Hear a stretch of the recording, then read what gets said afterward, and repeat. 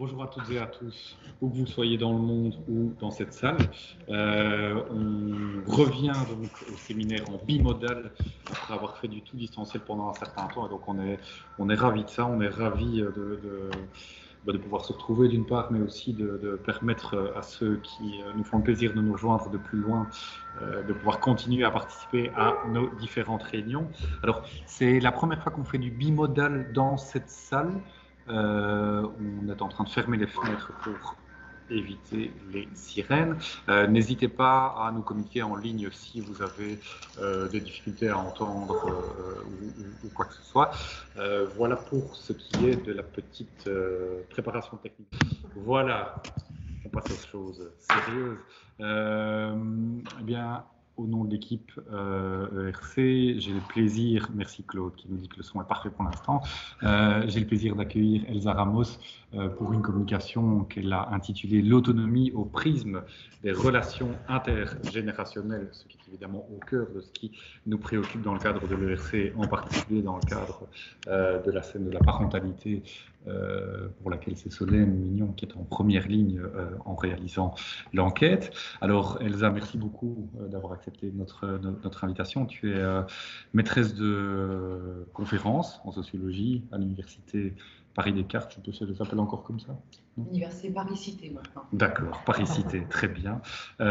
Où tu enseignes, on en discutait à l'instant, hein, la sociologie de la famille, mais aussi la méthodologie qualitative, la méthodologie de l'enquête par entretien, j'imagine, en particulier, puisque tu avais publié quelques bouquins remarqués à ce propos, notamment en 2015, l'entretien compréhensif en sociologie, usage pratique, analyse chez Armand Collin. Tu es membre du CERLIS, donc le fameux centre de recherche sur les liens sociaux, où tu travailles principalement en fait, dans les domaines de la famille et de la jeunesse, mais aussi tu as fureté un petit peu ailleurs, mobilité, migration, santé, etc. Et ce, dans différents contextes nationaux. Hein. France, Portugal, Brésil, Sénégal, etc. Et dans ces différents contextes, tu poses la question de la construction de l'autonomie individuelle et des liens d'appartenance dans une perspective qui est inspirée par la construction de l'autonomie individuelle, etc.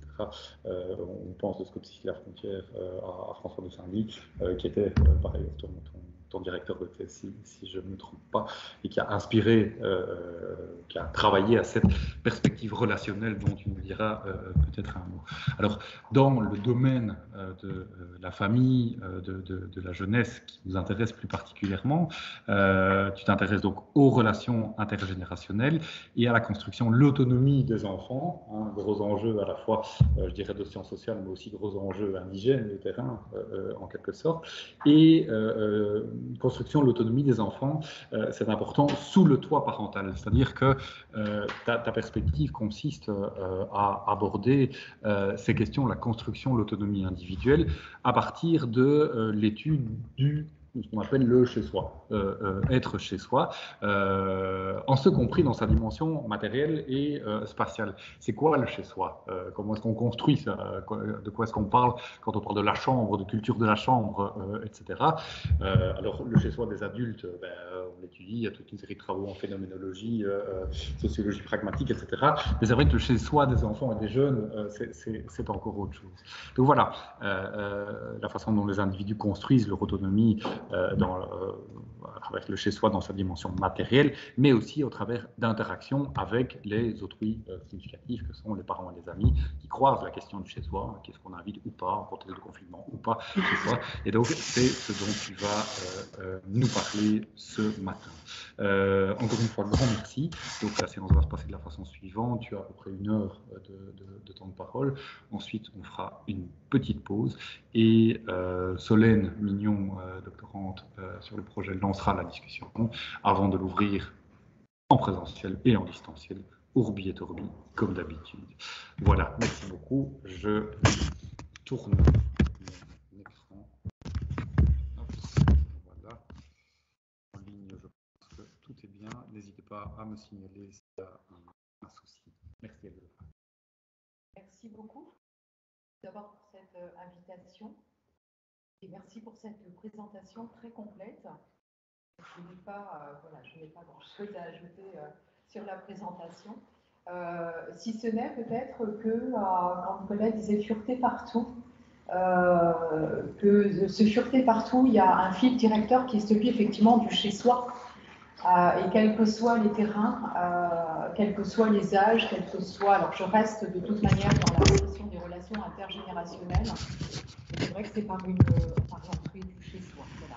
Le chez-soi, la chambre de l'adolescent chez ses parents, du jeune adulte chez ses parents, le chez-soi des, entre guillemets, provinciaux à Paris, comprendre cet énoncé de je rentre chez moi en Bretagne, je suis breton, etc. Ou bien le chez-soi des Capverdiens de Dakar, où il s'agit de comprendre l'énoncé du je suis capverdien, alors même qu'on peut ne pas avoir, on n'est pas né au pays, on ne connaît pas le pays, etc. Donc voilà, il y a vraiment cette entrée-là, mais c'est vrai que je reste sur les relations intergénérationnelles. J'ai envie de dire à la fois relation entre vivants et aussi la relation avec les générations. Voilà. Et puis, Nicolas, tu l'as précisé aussi, ce qui est important, et j'y reviendrai, on y reviendra aussi peut-être dans la discussion, c'est la dimension comparative. Parce qu'une chose est de travailler dans un contexte donné avec une grille théorique donnée. Donc, tu l'as rappelé, moi j'ai fait effectivement ma thèse avec François de Saint-Guy, donc je m'inscris dans cette filiation théorique, donc dans une sociologie de l'individu, avec j'allais dire, une approche par le double jeu JE, avec ce double jeu étant le jeu individuel, le jeu statutaire, comment les individus j'allais dire, joue avec ça, mais en sachant qu'à un moment, une dimension statutaire peut, dans une autre circonstance, être un jeu identitaire, un jeu individuel. Voilà, donc j'allais dire, le modèle qui paraît pour certains retours qui m'ont été faits un peu simplistes, ce ne sont pas des dimensions figées, donc ça reste effectivement très situationnel, très interactionnel. Donc voilà, donc je m'inscris dans cette filiation théorique et la question de la comparaison. J'ai effectivement travaillé sur un travail, j'ai fait une étude comparative France-Brésil, mais j'y reviendrai après. Et je me suis aperçue à un moment qu'il n'y avait rien de comparaison pour la bonne raison que je suis partie avec une question, celle de l'autonomie dans les relations intergénérationnelles, mais que j'ai appris sur autre chose. Voilà, donc si vous voulez, la question de la comparaison m'interpelle,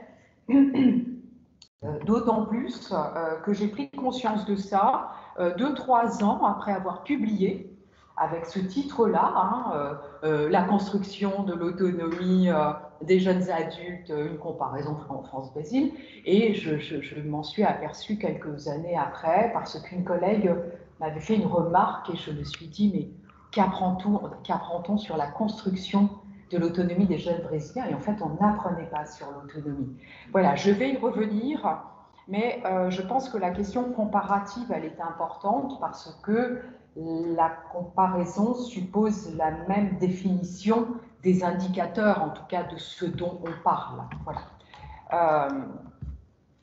Alors peut-être l'autonomie au prisme des relations intergénérationnelles, je vais partir du premier travail que j'ai mené dans le cadre de ma thèse, dans lequel j'ai énoncé un modèle.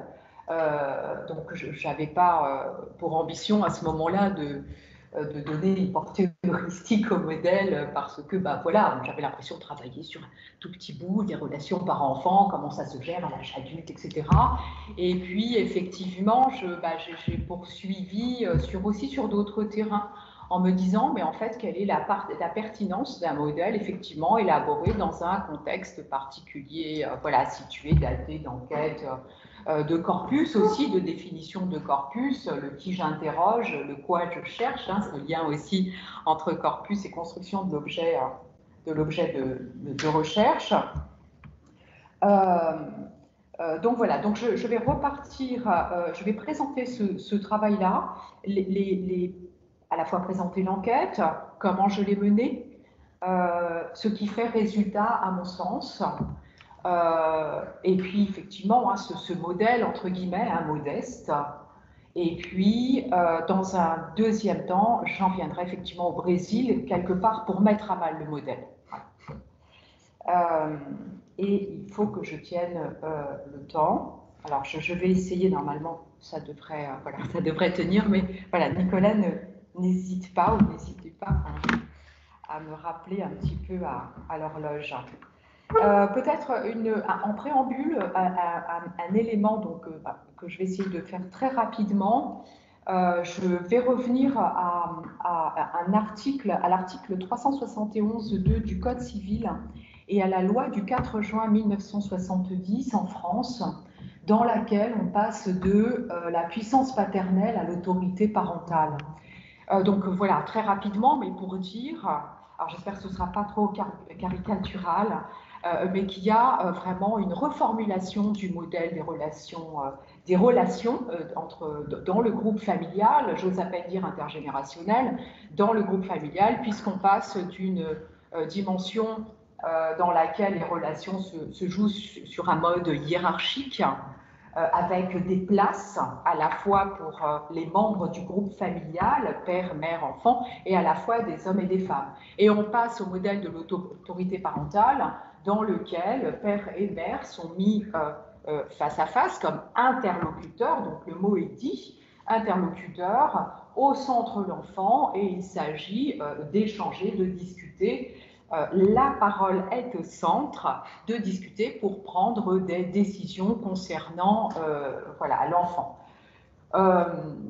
Donc voilà, je vais rappeler aussi très rapidement la Convention des droits internationaux de l'enfant, qui met au centre la parole de l'enfant. D'une certaine manière, l'enfant doit être partie prenante dans les décisions qui concernent son monde, mais aussi faut-il qu'il puisse prendre la parole. Et il y a, quand ce n'est pas le cas, et puis même quand c'est le cas, hein, il y a toujours vous savez, cet énoncé de « c'est pour ton bien, etc. » Donc c'est aussi cette espèce de la parole au centre, mais en même temps des situations, des injonctions de protection d'eux. Et la question qui se pose, je suis pas mal intervenue devant des éducateurs spécialisés, des travailleurs sociaux, etc., pour la PJJ, police judiciaire jeunesse, dans le cadre de la protection d'enfance. Et la question qui se pose est toujours comment peut-on protéger, mettre en sécurité, tout en donnant la parole à l'enfant ou aux jeunes. Et donc, on voit bien voilà, cette tension qui est vraiment centrale dans l'action, j'allais dire, de ces professionnels-là. Voilà, donc là, pour aller très vite, et puis en fait, pour mettre en exergue cette dimension de la parole au centre de la construction du groupe familial et des relations intergénérationnelles. Voilà. Alors, j'en viens maintenant à la thèse. Donc, qui fait, voilà, dont est issu le modèle que je vais vous proposer, que je vais mettre un peu à mal après. Donc, j'ai travaillé sur les jeunes adultes chez leurs parents. Ah oui, excusez-moi. Peut-être aussi une toute petite précision sur des notions, autonomie. J'ai travaillé sur les jeunes adultes chez leurs parents. Donc, des personnes qui étaient dans une situation de, plus loin, dépendance. Voilà. Et l'enjeu était de comprendre comment peut-on se construire autonome dans une situation dans laquelle on est dépendant financièrement, matériellement, voilà, et résidentiellement. Alors, tout ça pour préciser, il me semble qu'on gagne à distinguer les termes d'autonomie et les termes d'indépendance. Gardons, j'allais dire, pour l'indépendance, considérons l'indépendance comme une dimension plutôt objective qu'on peut quantifier. À mon sens, ces politiques publiques, elles seraient davantage du registre de cette dimension-là. qu'on peut davantage effectivement... oui, c'est une dimension objective. Ouais. Il y a cet aspect-là. La dimension de l'autonomie est davantage une catégorie subjective, une catégorie de l'identité. Et dans l'identité, Nicolas, tu l'as rappelé, il y a aussi la figure, la place du relationnel, et l'autonomie est relationnelle. C'est aussi le statut des autres ou de l'autrui significatif, si je reprends aussi le travail de François de Saint-Gly, dans la construction de l'autonomie. Et en ça, dans la cohabitation par enfant, on peut se dire, mais déjà, ne serait-ce qu'être chez ses parents à 20 ans, 24 ans, 27 ans, c'est être dépendant.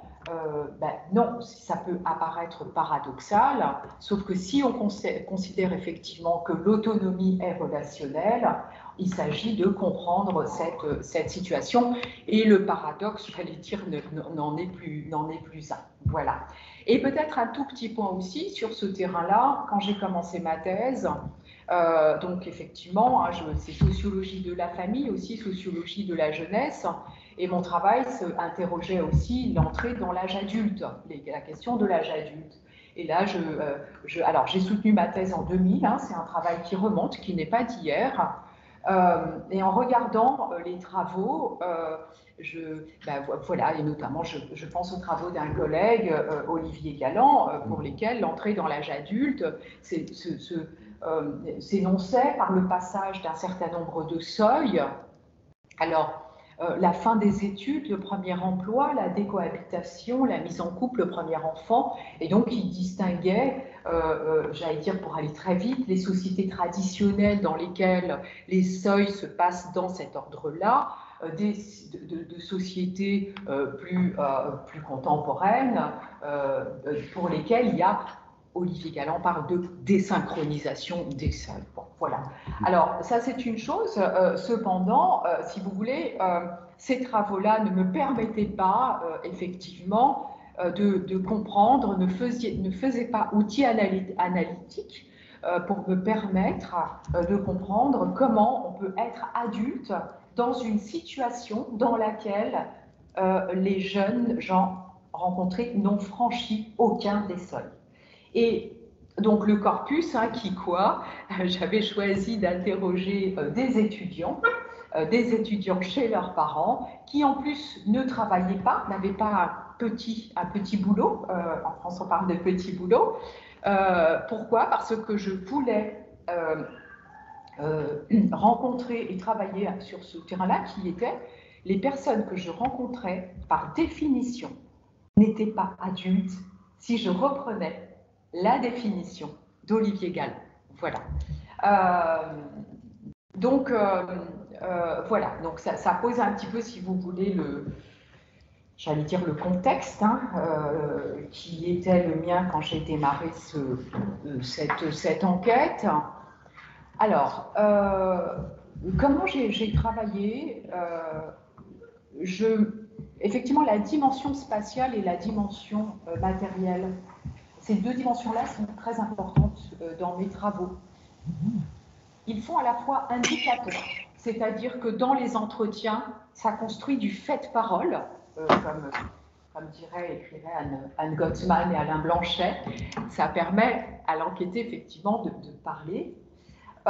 Et ça construit aussi de la relation. Il y a une sorte de mouvement itératif entre l'espace qui construit des relations et puis en même temps les relations qui construisent de l'espace. Voilà, quelque chose un peu de ce jeu-là.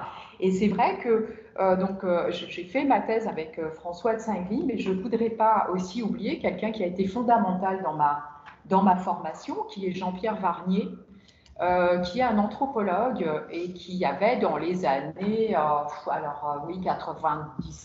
97-2000 un laboratoire qui s'appelait Matière à penser. Et donc avec Jean-Pierre Varnier, j'ai à la fois découvert toute la dimension matérielle, spatiale, et puis ça m'a permis de développer, oui, cette sensibilité-là. Donc voilà, j'allais dire, mes deux pieds sont Jean-Pierre Varnier et puis François de Saint-Guy. Donc dans mes travaux, il y a vraiment cette dimension de l'espace, du matériel qui est très important. Les entretiens, alors, le corpus, j'ai rencontré des jeunes gens âgés de 20 à 27 ans.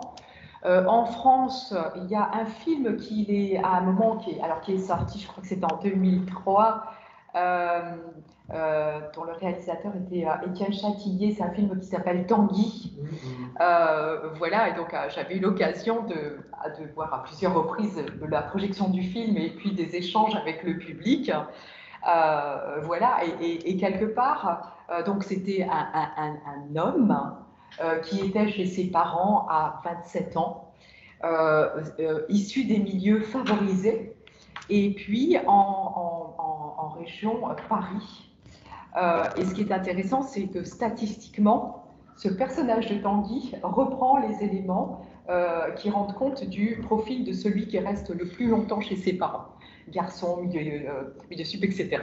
Donc voilà, donc ce film Tanguy, ce qui était intéressant aussi, c'est que comme je l'ai vu à plusieurs reprises, j'ai pu me rendre compte aussi de la réaction du public, une réaction qui se faisait toujours au même moment, quand les parents dans le film disent à leur fils « tu t'en vas là, tu t'en vas, on n'en peut plus ». Et ce qui est intéressant, c'est que dans le public, il y avait quelque chose, vous savez, de ce type-là. Et il y a Emmanuel Moneuil qui a travaillé sur la décohabitation des jeunes adultes de chez leurs parents, du foyer parental. Et donc, dire le départ est plutôt tabou dans les relations. Voilà. Donc, normalement, on ne dit pas le départ. L'enfant sait quand il doit partir et les parents sont censés accompagner effectivement ce départ. Donc voilà, ça c'était intéressant de cette tu t'en vas maintenant, de cette réaction qui disait quelque chose en fait, hein, effectivement du maintien, de la prolongation à l'âge adulte, du maintien chez ses parents. Voilà, ça disait quelque chose de ça. Donc voilà, donc j'ai travaillé sur les tanguis, mais pas dans l'aspect, ah oui, ils restent chez eux, c'est plus facile hein, d'être chez papa-maman que d'avoir à travailler, etc.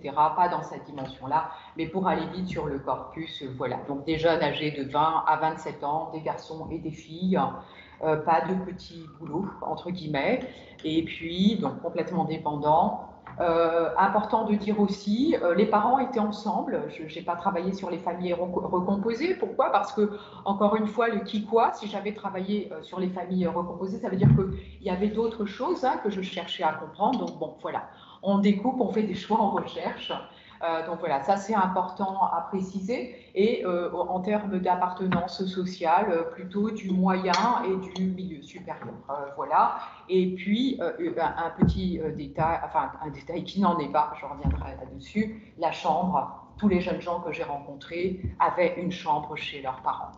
Voilà. Donc l'espace personnel, peut-être un point que je n'ai pas. Je n'ai pas souligné, mais la chambre, l'espace personnel est fondamental, effectivement, apparaît fondamental dans l'éducation parentale et est mis comme base de la construction de l'autonomie.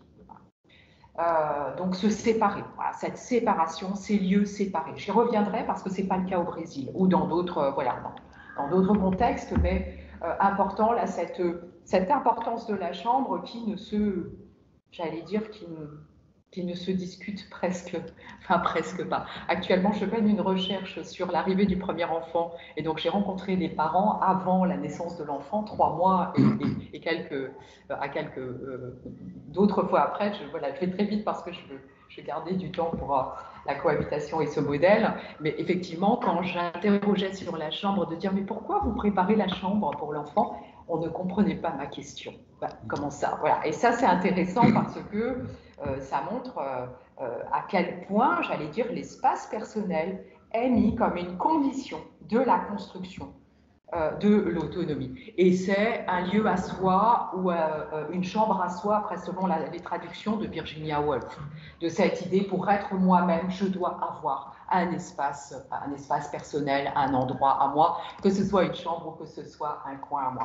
Voilà, donc Voilà le corpus, en même temps, voilà, quelques petits aspects hein, d'interrogation. Les entretiens étaient menés au domicile. La plupart, hein, j'ai fait 50 entretiens. Il y a quelques entretiens qui ont été réalisés en dehors du domicile, parce que vous voyez, c'est bien aussi les implications. C'est-à-dire que pour certains, j'allais dire, pour moi, je préférais être au domicile puisque je voyais. Donc, il y a des questions qui se posaient que j'aurais certainement pas posées si on était à l'extérieur. Sauf qu'il y en a quelques-uns qui m'ont dit non, moi, je préfère le faire en dehors de la maison de chez mes parents,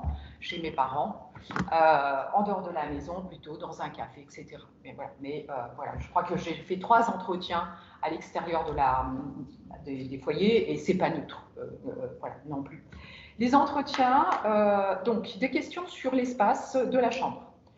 L'espace de la chambre qui allait sur la porte. Tu fermes ta porte, tu la laisses ouverte, tes parents y frappent, ton père, ta mère, etc. Donc de questionner les différentes ouvertures en fait. Quand est-ce qu'on ferme sa porte, etc. Pourquoi donc il y avait bien entendu des variations. Hein. Le père en général restait plutôt sur un point sur le seuil et la mère apparaissait plus envahissante parce que l'ordre, le désordre, voilà, donc elle avait plus de raisons, j'allais dire, de rentrer. Et là, ce qui était intéressant sur la porte, qui apparaît comme un petit indicateur presque anecdotique et qui ne l'est pas du tout, puisque l'enjeu, c'était de conserver un espace à soi, mais différemment de ce qu'il pouvait être quand j'étais adolescent ou quand j'étais plus jeune. Et donc, au fur et à mesure du grandir, j'ai envie de dire, il y a des choses qui se formulent et qui peuvent se formuler par effectivement des négociations autour d'une porte. Et donc il y a cette... première chose, hein, la porte, demander par exemple aux parents, plutôt à la mère, de frapper avant d'entrer, est un moyen de rappeler que la chambre est un espace personnel. Le bordel, alors passez-moi le terme, hein, c'était dans les entretiens avec une revendication forte de dans ma chambre, c'est mon bordel. Alors là aussi, c'est intéressant. Pourquoi parce que cela signifiait ce qui est bordel pour toi, ma mère, qui est la gardienne de l'ordre ménager domestique de la maison, ce qui est du bordel pour toi, pour moi, est une organisation qui a ses critères propres. Ce sont mes critères propres de rangement. Voilà, donc il y avait des enjeux, effectivement, vous voyez, et puis des négociations qui pouvaient aller, qui pouvaient être vives, parce que l'enjeu, c'était reconnaître que ce n'est pas du bordel, c'est mon bordel, et ça veut dire que mon ordre à moi d'organisation, d'agencement, se distingue de ton ordre à toi. Donc là, on voit effectivement, j'allais dire presque 2 individus, j'y reviendrai, non plus un rapport de fils ou fille mère, mais de 2 conceptions individuelles d'une organisation. Donc voilà, donc la chambre, la porte, alors la clé, intéressant parce que la clé pour les jeunes adultes, tu fermes la porte à clé. Ah non, je ne peux pas parce que ce serait mettre mes parents à la porte de chez eux. Il y avait cet énoncé-là. Pour les ados, j'ai travaillé aussi sur les ados, et pour les ados, parfois, il y avait ça, alors avec les rappels à l'ordre, hein, mais il y avait cette dimension-là de « Oh oui, des fois, je ferme ma porte à clé, et puis après, mon père arrive, etc., ou ma mère, etc. » Mais pour les jeunes adultes, il y avait cette idée-là de « Ben non, je ne vais pas fermer la porte, parce que ce serait mettre voilà, mes parents à la porte. » Voilà. Ensuite, toujours dans la chambre, hein, des éléments aussi comme les papiers peints, les couleurs. Alors, sur ces aspects-là, il y avait des énoncés qui étaient différents. Il y avait ceux qui disaient oh, « le papier peint, là, il faut que je le change parce que ça fait trop bébé ». Donc, il y a ça aussi, à un moment, se reconnaître ou ne plus se reconnaître dans ce qui fait mon environnement. Alors, il y avait ceux qui disaient, il faut que je change, parce que là, je ne m'y reconnais plus. Et il y a ceux qui disaient, oh, de toute manière, je ne vais pas tarder à partir de chez mes parents, je ne vais pas réinvestir la chambre. Voilà. Donc, il y avait des postures un peu différentes par rapport aux objets, pareil, hein, voilà, certains objets, de dire, bon, non, ça, voilà, faut que c'est juste parce que j'ai la flemme, je n'ai pas encore fait du tri, mais ça, c'est vraiment quand j'étais plus jeune, voilà. Et puis, il y a ceux qui disent, oui, ça, c'est quand j'étais plus jeune, mais ça, je garde, ce sont mes objets, c'est mes objets d'enfant, etc. Donc il y a aussi une histoire, hein, une biographie qui commence à s'édifier par ces repères, j'allais dire, matériels qu'on conserve précieusement. Voilà, donc il y a différentes, en termes de temporalité, j'ai envie de dire, il y a différentes temporalités biographiques dans la chambre quand on renvoie sur le papier peint, les objets, etc. Voilà. Et puis il y avait parce que si vous voulez, quelque part, le défi était de comprendre un énoncé qui m'a été dit dès le départ, enfin très tôt dans un entretien, et qui était la chambre, c'est le chez moi, chez mes parents, chez moi, chez mes parents, parce que chez mes parents, c'est chez moi. Voilà, quand j'ai à traduire ça dans d'autres langues, et notamment en portugais, je suis très très embêtée. Parce que cette notion de chez soi n'existe pas, enfin la traduction, j'allais dire littérale, n'existe pas, et il faut que je passe par une multitude, j'allais dire, de définitions. Mais quelque part, c'était de dire, ah oui,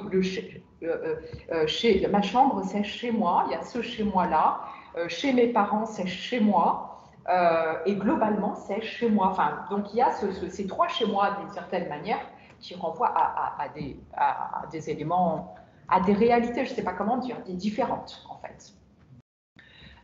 Voilà, et donc cette chambre-là, c'est chez moi.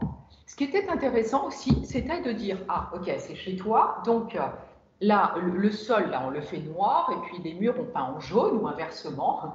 Vous voyez, un peu des questions, un peu, des relances un peu, j'allais dire provocatrices, mais au sens... Et donc là, j'avais des réactions très vives de dire, ah non, non, non, attends, là, je ne peux pas quand même, c'est chez mes parents. Et si vous voulez, ce qui était intéressant, c'était ça. Et donc, oui, c'est chez mes parents, mais ça veut dire ça, je suis chez moi, mais pour ce qui est du fixe, des surfaces fixes, je choisis dans le choix parental. Donc c'est chez moi parce que c'est moi qui choisis, mais c'est chez mes parents parce que d'abord il y a le choix parental, parce que la plupart du temps sur les surfaces fixes, ce sont les parents qui payent, le père qui pose ou qui peint. Et donc ce qui était intéressant, c'est chez moi, mais de s'apercevoir que c'était un choix effectivement personnel qui se faisait dans un choix parental. Donc voilà, très rapidement pour la chambre, un peu dans les questions, hein, les échanges. Peut-être le bureau aussi, intéressant.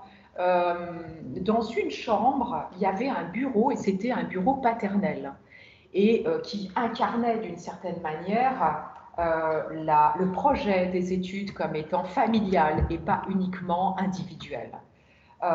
Donc, il se jouait, le bureau était devenu un enjeu, et donc l'étudiante me disait j'en peux plus de la chambre, il faut que je la refasse, etc., parce que je ne me reconnais plus. Et ce bureau, et ce bureau, et ce bureau. Et puis, en fait, à un moment, si vous voulez, voilà, très rapidement, elle dit mais ce bureau est à mon père, et pour moi, il incarne en fait son projet à lui, son projet d'études pour moi, mais pas mon projet à moi. Donc, le bureau, il faut qu'il sorte de la chambre.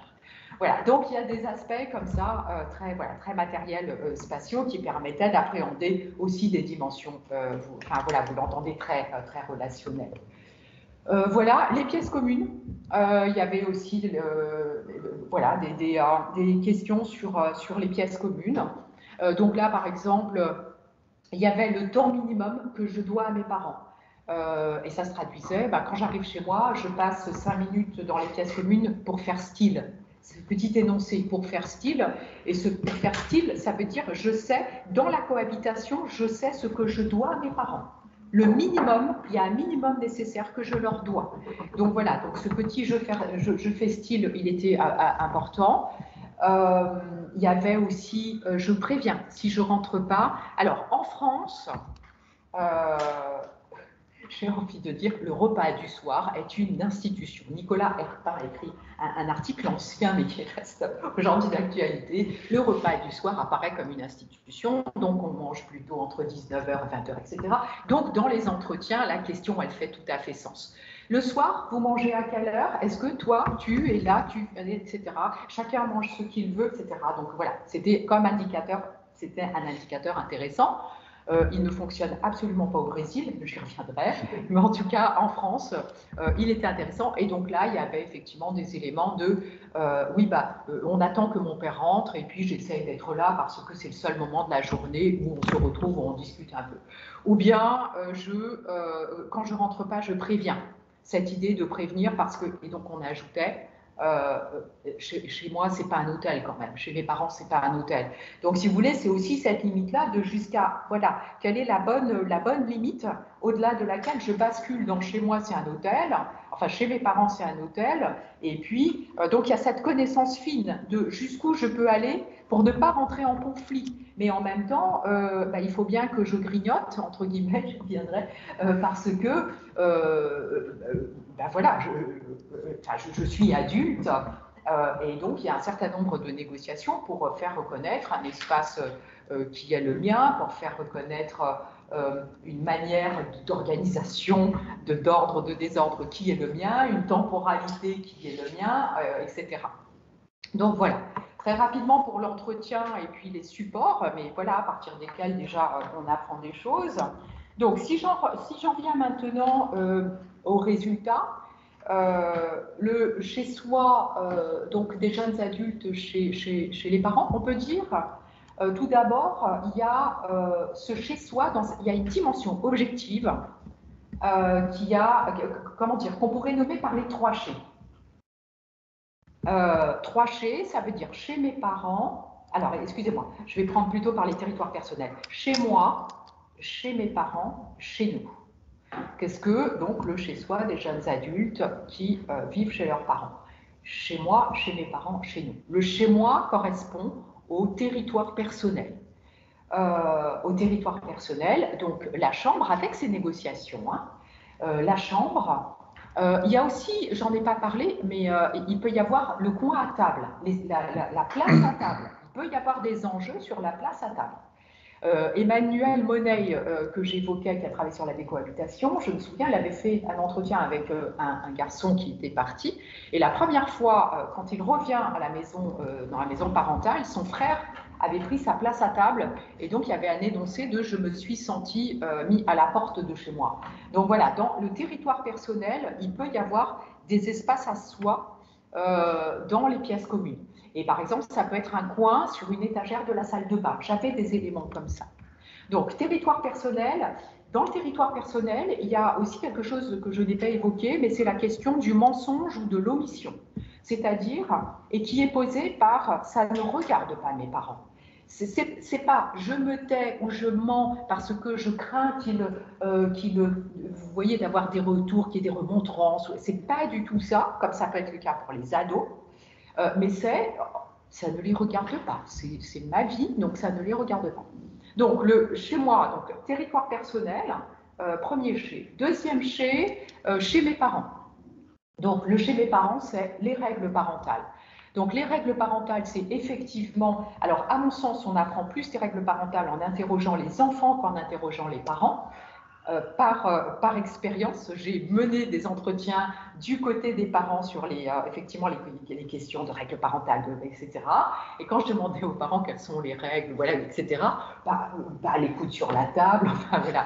Quand on est du côté des enfants, là, on a une espèce de charte de connaissance fine des règles parentales. Donc, chez mes parents, règles parentales, c'est effectivement les heures, en fait, les heures, les places, les limites jusqu'où je peux aller, et avec une reconnaissance. C'est-à-dire, je ne vais pas chercher à changer l'heure du repas. Je suis chez mes parents. Après, quand je serai chez moi, je ferai voilà, ce que je voudrais, mais là, je respecte. Donc, chez mes parents, il peut y avoir 2 aspects. Il y a l'aspect où je reconnais, enfin, c'est chez mes parents. Et puis, il y a l'aspect où je grignote. Je parlais tout à l'heure de grignotage. L'enjeu est aussi de grignotage. Et par exemple, par rapport à la chambre, s'il y a trop, voilà, si j'estime que, c'est bon, maman, tu frappes avant de rentrer, voilà, et que si effectivement il y a cet enjeu de rapport d'espace à l'une ou d'espace maternel, chez mes parents, là, le grignotage se joue dans ces négociations, en fait, dans ce rapport de force. Donc, dans ce deuxième chez, règle parentale, la relation se fait sur un mode hiérarchique. parents et enfants sont dans une relation asymétrique.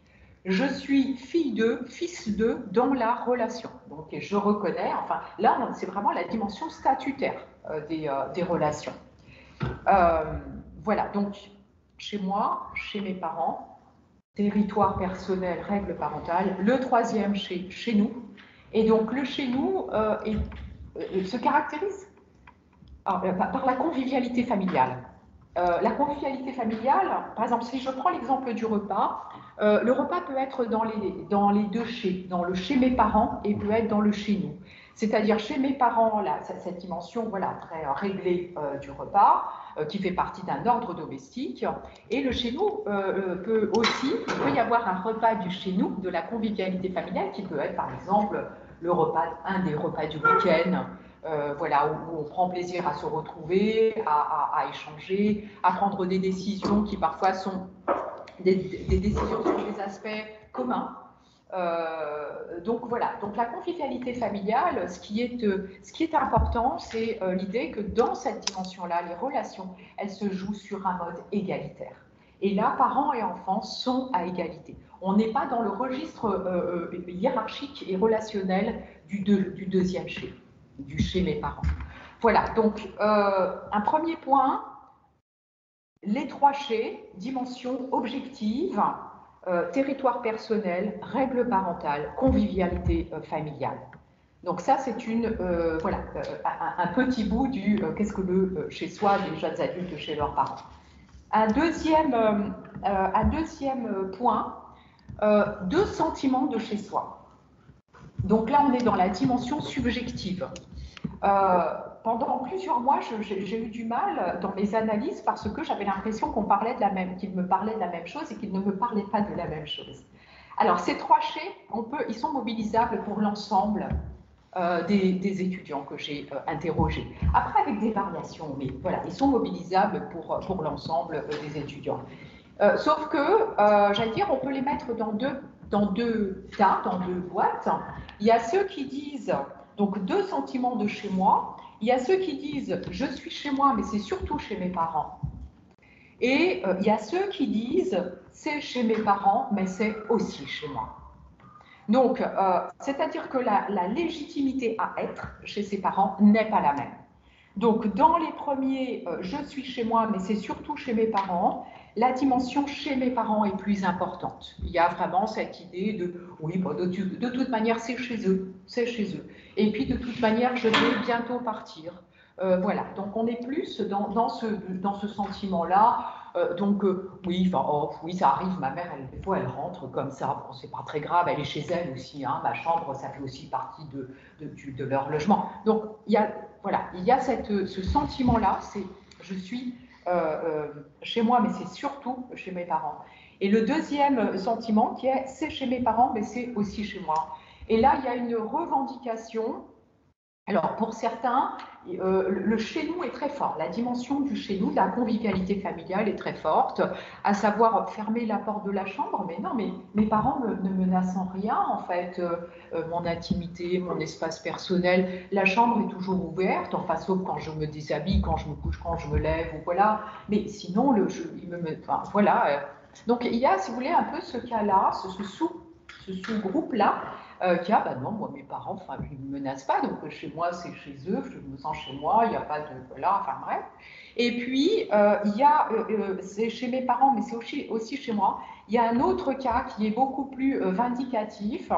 Et donc, je vais prendre un exemple, un jeune garçon qui m'interpelle dans l'entretien et qui me dit, les accoudoirs d'un fauteuil, c'est fait pour quoi ? Alors j'attends, si vous voulez, parce que je n'avais pas tout de suite compris que c'était une question. Et puis j'attends, et puis il me répète la question, c'est fait pourquoi ? Je fais, je ne sais pas, c'est fait pour poser ses coudes. Et il me dit, pas voilà. Et bien chez moi, je n'ai pas le droit de poser les coudes sur les accoudoirs. Et donc, si vous voulez, ce qui était intéressant, c'est je ne peux pas m'approprier, le terme appropriation, hein, je ne l'ai pas utilisé, mais c'est un des termes importants, je ne peux pas m'approprier les espaces communs. Je ne peux pas, la chambre, ma porte, elle doit rester ouverte. Donc il y avait largement, si vous voulez, le chez mes parents était dominant sur les trois chais. Le chez mes parents était dominant et le chez moi était menacé. Donc le chez nous était très faible. Voilà, donc dans ce sentiment-là, c'est chez mes parents, mais c'est aussi chez moi, ça pouvait être une revendication de dire c'est aussi chez moi. Et donc il pouvait y avoir des tensions avec les parents pour effectivement tendre à faire reconnaître sa place comme individu, pas seulement comme fils d'eux dans l'espace parental, parce que dans ce cas-là, il y avait une assignation à la place de fils d'eux et à une relation hiérarchique. Alors même qu'il y a une demande, effectivement, pour être dans ce dernier chez, dans le chez nous, et d'être davantage dans une relation d'égal à égal. Voilà, donc 3 chez, 2 sentiments de chez soi. Je vais essayer de rendre compte aussi de la typologie de 3 types de cohabitation. 3 types de cohabitation. Alors, si vous voulez, à un moment, ce qui ressortait des analyses, c'est 2 vecteurs importants de construction de l'autonomie chez ses parents. C'était le vecteur négociation, donc je l'ai évoqué à plusieurs reprises, et puis c'est le vecteur expérimentation. Alors, qu'est-ce que le vecteur expérimentation? C'est un peu cette confrontation des idées au réel. Et je fais ce que je pense, voilà, par exemple dans la chambre, ouais, je vais refaire parce que là ça me convient pas, et puis etc. Et puis je fais, mais je tâtonne avec ces idées, beaucoup de tâtonnement. L'expérimentation, c'est aussi, ah non, moi quand je serai chez moi, la vaisselle, quand j'ai du monde, mais c'est pas le soir même, parce que ma mère, elle fait la vaisselle le soir même. Moi, ce sera le lendemain. Et puis, tac, faisant chemin dans l'entretien. Quand tu reçois tes amis, etc., oui, des fois mes parents ne sont pas là, je reçois, etc. Et la vaisselle, tu l'as fait quand? Ah non, mais je la fais le soir même, tu sais, le lendemain, ça sent pas bon, etc. Donc, si vous voulez, voilà, l'expérimentation, c'est un peu cette idée-là de, on a des idées, et puis il y a on les confronte au réel, et il peut y avoir des ajustements entre les idées et puis les contraintes ou d'autres aspects, effectivement, du vécu de l'environnement et d'un certain nombre de choses. Donc, négociation, expérimentation, 2 vecteurs de construction de l'autonomie. Et si on croise ces 2 vecteurs, c'est là où ça donne, alors 3 types de cohabitation parce que il y en a un, je ne sais pas, il est vide, on pourrait peut-être le penser, mais voilà. Alors, premier type de cohabitation qui serait une cohabitation confirmée. Une cohabitation confirmée, ça signifie effectivement négociation plus. Alors, les négociations plus, ça veut dire la parole au centre. Donc, ça peut être négociation ne signifiant pas seulement conflit, et conflit étant une forme de négociation. Un peu dur, mais forme de négociation. Donc, il y avait un modèle, le modèle de la cohabitation confirmée, où il y a négociation plus, il y a de l'échange, et puis parfois il y a un peu des rapports de force pour rappeler un petit peu les places ou pour grignoter un peu d'espace, etc. Et puis expérimentation plus. Et c'est-à-dire que dans le cadre, chez mes parents, je peux tout à fait avoir une relation d'égal à égal, je peux m'approprier les lieux, je peux déjà dans cet espace-là confronter mes idées au réel. Voilà, je me sens adulte parce que, si vous voulez, dès les premiers entretiens, il y avait cet énoncé-là. C'est-à-dire, je suis chez mes parents, mais je suis adulte et autonome. Donc voilà, donc la cohabitation confirmée, c'est effectivement voilà, la parole au centre, le chez moi, vous savez, territoire, le premier chez, oui, il y a du territoire personnel. Le deuxième chez, il n'est pas menaçant, mes parents se sont aussi, ils sont chez eux, etc. Ma porte, elle peut être ouverte si je le souhaite, elle peut être aussi fermée. Et puis le troisième chez, le chez nous, j'ai envie de dire, il est dominant, ce troisième chez. C'est-à-dire que la cohabitation confirmée, on le vit plutôt sur un mode égalitaire. Voilà. Et quels que soient les âges, que ce soit des plus jeunes aux plus âgés. Ensuite, donc cohabitation confirmée. Deuxième type de cohabitation, la cohabitation que j'ai nommée d'accommoder. Donc c'est expérimentation plus et négociation moins. Donc là, il y a assez peu de négociations avec les parents. Assez peu d'échanges, alors il y en a, mais voilà, c'est pas ce qui définit davantage les relations intergénérationnelles. L'expérimentation plus, là, c'est surtout l'espace principal que j'investis, c'est la chambre. Donc là, il y a une fermeture, une séparation forte dans expérimentation plus et négociation plus. Il y a beaucoup le retrait, porte fermée, donc j'ai assez peu, entre guillemets, à négocier, alors que une fois que j'ai négocié, la porte fermée, hein, mais il y a assez peu de négociations. Voilà, on peut me reconnaître mon espace, voilà, à partir du moment où on reconnaît l'espace de ma chambre comme un espace à moi, voilà, beaucoup un peu en retrait. Et puis, oui, bah, chez mes parents, c'est chez mes parents, et ils sont, voilà, ils sont chez eux. Mais là, il y a peu ou moins de revendications de oui, bah, je suis aussi chez moi, je fais, voilà, les espaces communs sont peu investis.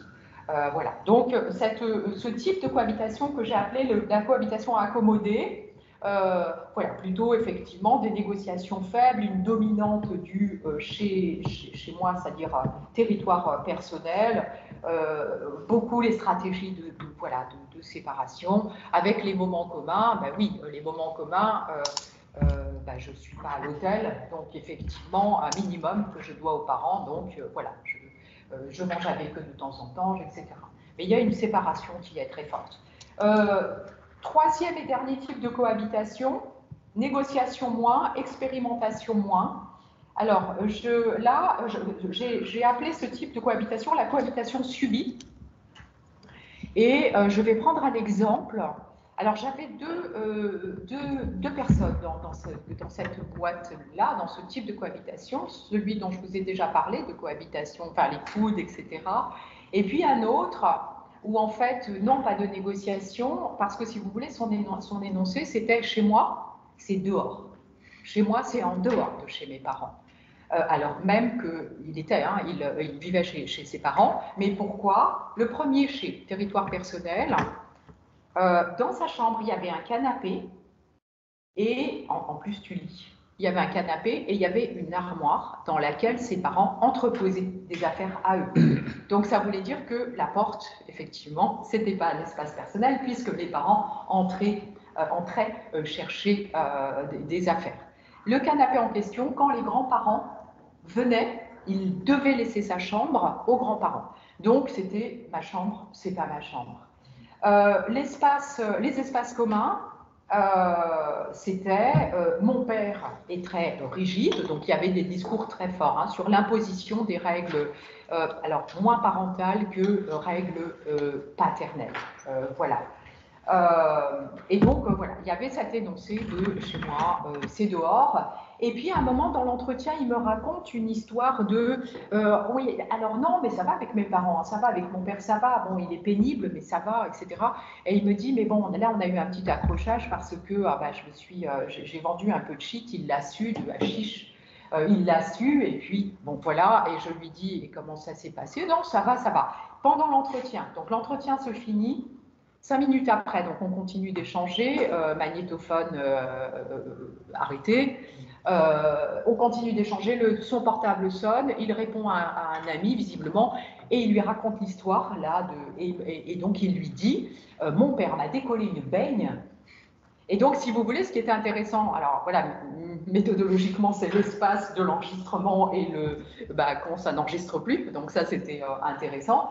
Mais la relation était vécue, notamment avec le père, beaucoup sur le mode du fils d'eux, assignation à une place de fils d'eux, quel que soit l'âge. Donc voilà pour ces trois types de cohabitation. Et donc pour terminer, donc on voit bien qu'il y a ou une relation hiérarchique ou une relation plus égalitaire. L'enjeu pour être reconnu comme autonome, c'est la relation égalitaire, parce que cette reconnaissance, elle va se nicher dans le chez nous. J'ai envie de dire, pour pouvoir construire son autonomie dans la dépendance, dans la cohabitation et dans une dépendance matérielle, financière, résidentielle, la condition est l'existence de ce chez nous, de cette zone, de ce troisième chez, parce que c'est effectivement dans ce troisième chez que le parent peut être autrui significatif, que la relation se joue dans un mode d'interlocuteur à interlocuteur, d'individu à individu. Quand chez nous, quand cette troisième dimension n'existe pas comme le garçon, là, le dernier exemple que je vous ai donné, quand le chez nous n'existe pas, effectivement, la construction de l'autonomie n'est pas possible. Et pour finir sur la construction de l'autonomie, donc bon, moi j'ai appelé ça le processus de subjectivation, c'est-à-dire qu'au fur et à mesure, il s'agit de faire émerger une réalité, de faire la distinction entre une réalité chorale. Peter Berger et Thomas Luckmann parlent de réalité chorale, donc une réalité partagée pendant des années par parents et enfants d'une même voix, et que effectivement le processus c'est de sortir de cette réalité chorale et de faire émerger une réalité, deux réalités individuelles, et à un moment c'est pas la réalité parentale, mais ça devient une réalité individuelle parce que mon père ou ma mère est aussi un individu. Voilà.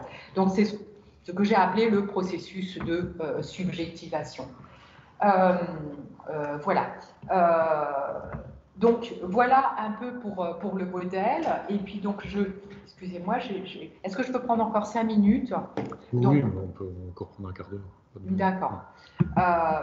Et donc, voilà pour le modèle. Si j'en viens maintenant au Brésil, quand je vous disais effectivement discuter ce modèle-là dans un autre contexte, je suis partie là-bas, bon, peut-être 2 ans, j'allais dire, après ma soutenance de thèse, avec le projet avait le même titre, hein, c'est-à-dire la construction des jeunes Brésiliens qui cohabitent avec leurs parents étudiants, etc. Donc, j'allais dire, il y avait presque une comparaison terme à terme, alors dans les termes utilisés, et puis dans les caractéristiques milieu social, etc., étudiants, etc. Il y avait un tout petit quelque chose qui se jouait de différent au Brésil, c'est que quelques étudiants et étudiantes que j'ai rencontrés étaient de milieux populaires et avaient une bourse.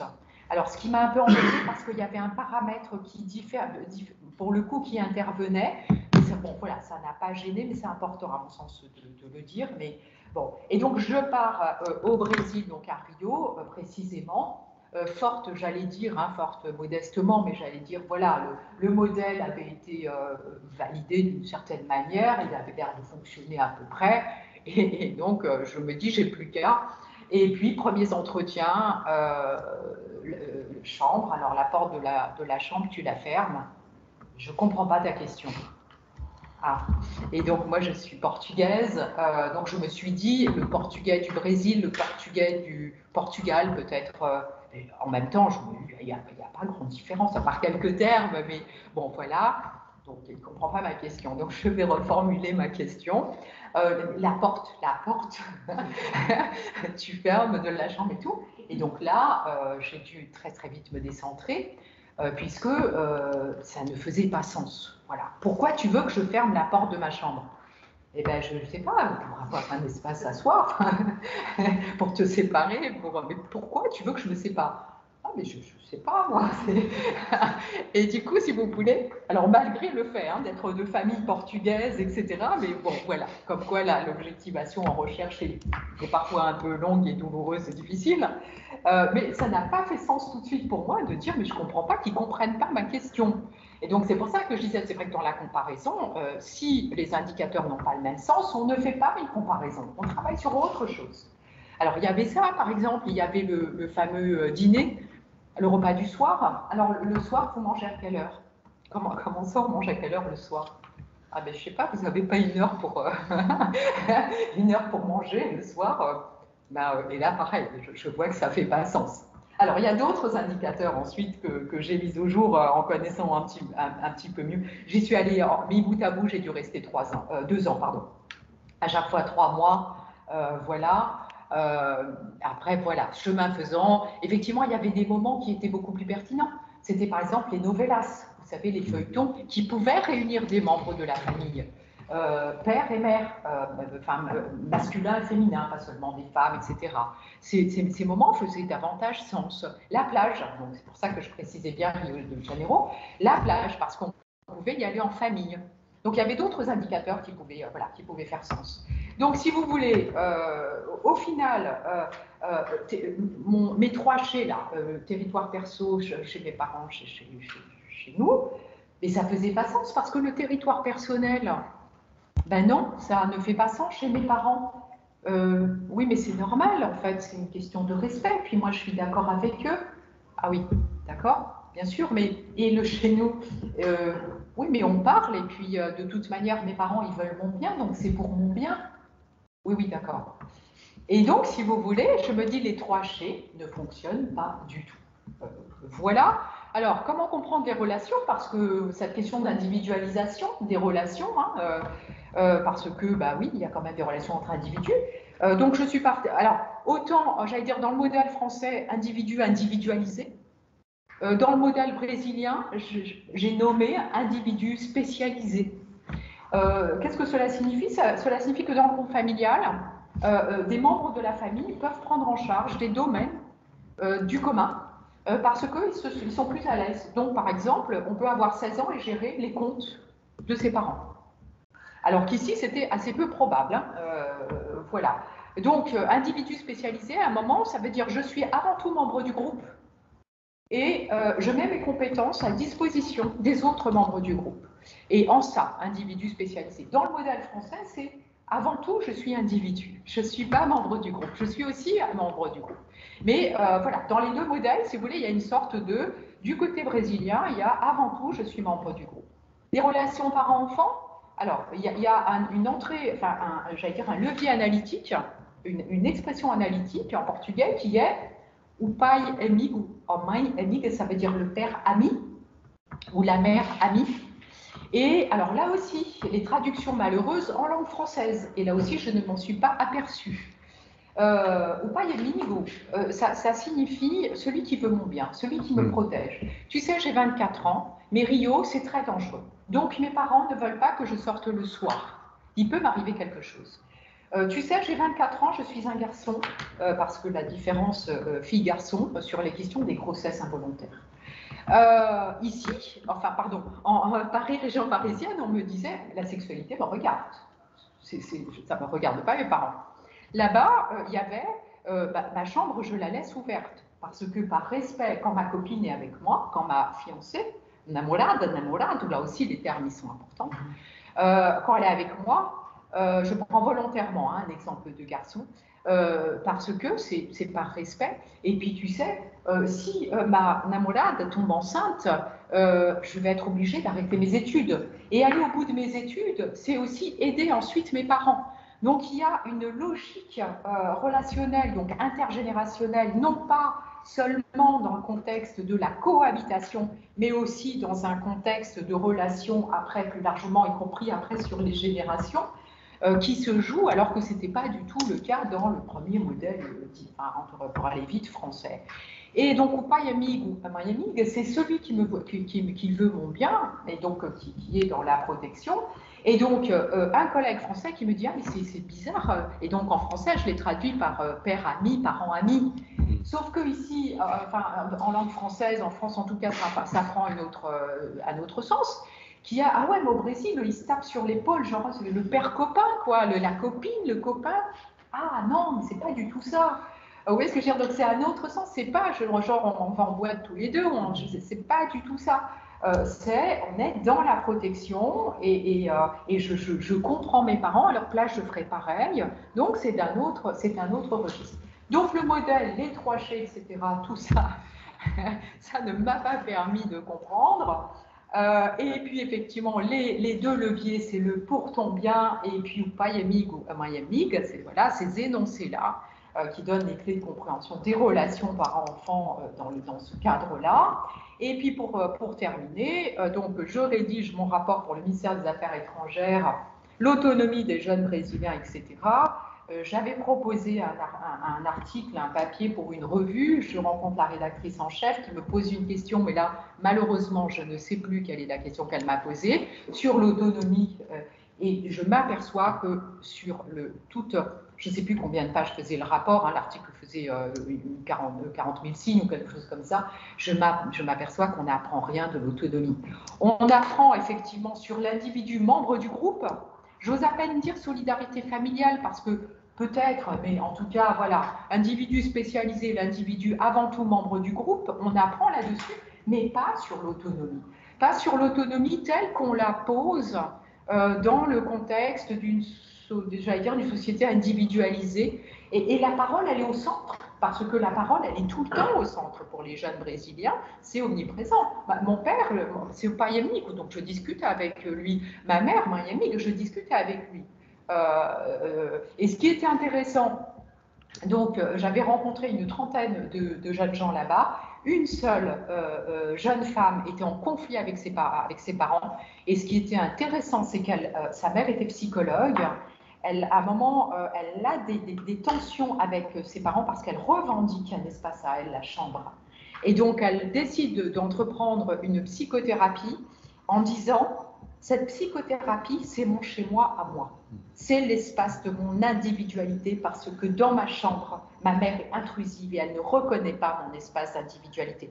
Donc cette psychothérapie est cet espace d'individualité et sa mère fait en sorte qu'elle arrête cette psychothérapie et donc elle est obligée de la poursuivre ensuite, de la poursuivre en cachette. Donc, si vous voulez, c'est le seul cas, mais peu importe, hein, le seul, en Cali, ça n'a pas valeur de voilà, représentativité. Mais ce qui est intéressant, à mon sens, c'est qu'effectivement, ce sont deux modèles différents. Les relations par enfant se jouent de manière différente. Et que, bien entendu, le Brésil, c'est super hein, de travailler sur d'autres terrains, mais à mon sens, dans le contexte français, on peut avoir des modèles qui relèvent ou du modèle entre guillemets français ou du modèle brésilien. Et une fois, j'étais intervenue et il y avait une femme qui était à la fin, qui était venue voir et qui m'avait dit « Ah, vous savez, moi, je suis plutôt là, votre modèle français, mais ma sœur, alors elle est complètement le modèle brésilien. » Voilà, je vais m'arrêter là et je vous remercie pour votre écoute. Merci.